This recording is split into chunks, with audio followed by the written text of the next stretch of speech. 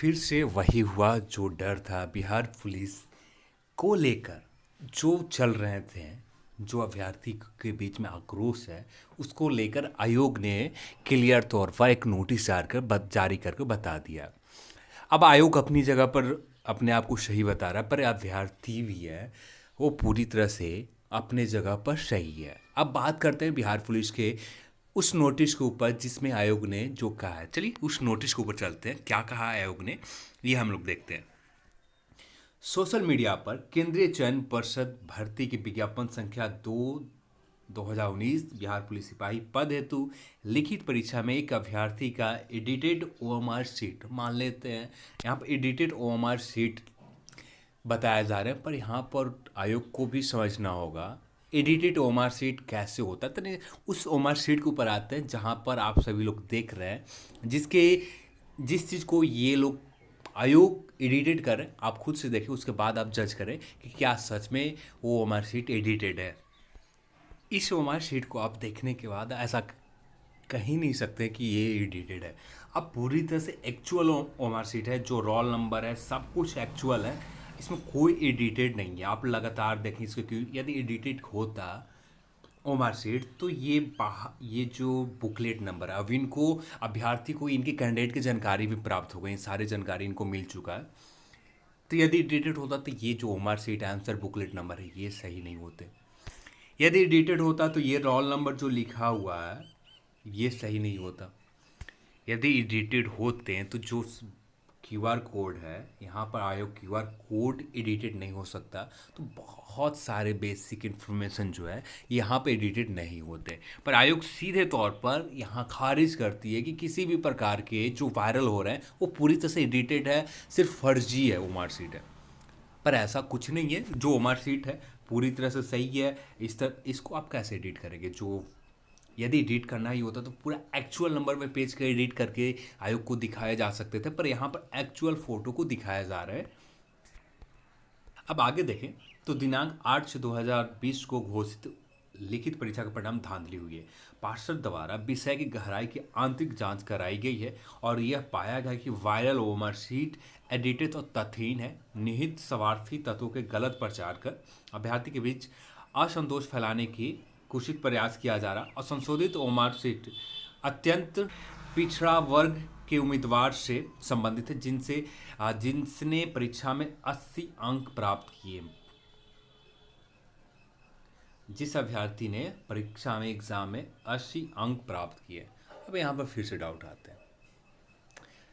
80 अंक का नॉर्मली लाना बहुत टफेस्ट काम होता है कि आप बिना किसी एग्ज़ाम की 80% स्कोर करना, चाहे बिहार पुलिस के, स्पेशली बिहार पुलिस के एग्ज़ाम में बहुत टफेस्ट काम होते हैं। पर यहाँ पर इस अभ्यर्थी ने 80 अंक लाए। परीक्षा फल में कोई गड़बड़ी नहीं हुई। अभ्यर्थी के बीच अपना उल्लू सीधा करने के लिए स्वार्थी शरारती तत्वों के जानबूझकर दुष्प्रचार किया जा रहा है ताकि युवा रोजगार अवसर वंचित हो जाए और उनका उल्लू सीधा हो। अभ्यर्थी का अनुरोध है कि इन अफवाहों पर ध्यान ना दें। अब यहाँ पर एक बात और, मैंने पिछले वीडियो में भी कहा था, चाहे आयोग हो, चाहे गवर्नमेंट हो, चाहे जो लोग संस्था, जो लोग कुछ लोग मिलकर इस प्रोटेस्ट को आगे ले जा रहे हैं, सब अपने अपने काम पर लगे हुए हैं। सब आपको सिर्फ मूर्ख बना रहे हैं, आपको सिर्फ गुमराह कर रहे हैं। इसकी वजह से और इसका जो बेस है यहाँ पर इस पर बात करता हूँ।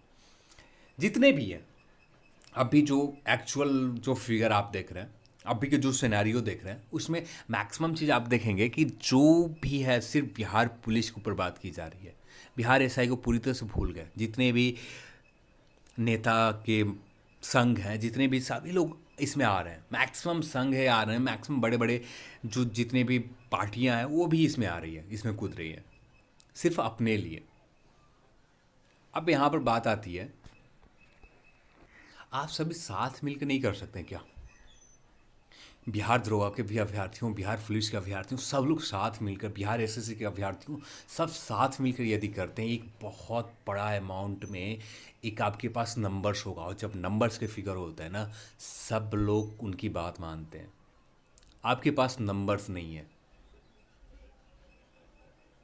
आपके पास नंबर्स नहीं है, तो आयोग यहाँ पर पिछले बार की तरह बिहार दरोगा में जो बहाना लगाए गए थे, ऑफिशियल नोटिस जारी करके बताया गया, यहाँ पर भी कुछ ऐसा ही किया गया और सेम सिनेरियो किए गए कि ये सारे मामले ठंडे हो जाएं, सिर्फ ट्विटर फेसबुक के ऊपर ही रह जाए। तो चलिए, जो भी हो जैसा भी हो, अब आप जितने लोग हैं उन सभी नेताओं के बीच में बात में नहीं आनी है। आपको जो करना है वो करें। आपको अपना आंसर की मंगवाना है, इसके ऊपर ज़्यादा फोकस करें। आप आंसर की मंगवाएं आयोग से, मेरी गलती काम हो। आप आंसर की के ऊपर बात करें, रहने दे पेपर लीक के ऊपर। हमें अभी पेपर लीक के ऊपर बात नहीं करनी, क्योंकि पेपर लीक के ऊपर बात करेंगे आयोग कभी भी नहीं मानेगा जल्दी। यहाँ पर मानने के लिए कम से कम सॉलिड एविडेंस होना चाहिए, और सारे एविडेंस जो ऑनलाइन एविडेंस उपलब्ध है सारे डिस्ट्रॉय हो चुके हैं, सारे बर्बाद हो चुके हैं। अब आपके पास ऑनलाइन एविडेंस में कुछ चीज़ें उपलब्ध होंगे, मैक्सिमम चीज़ बर्बाद हो चुके हैं। तो अब यहाँ पर जो फोकस करनी चाहिए मेरे हिसाब से, आंसर की और टोटल जो अभ्यर्थी हैं सभी बिहार पुलिस के, उनके मार्क्स शो किए जाए। यदि लोग आगे बढ़ते हैं, बात बढ़ाते हैं, चाहे जितने भी छात्र नेता हैं, जितने भी लोग हैं, सब लोग इसमें अलग अलग अपने अपने हिसाब से, सब अपने अपने हिसाब से काम कर रहे हैं।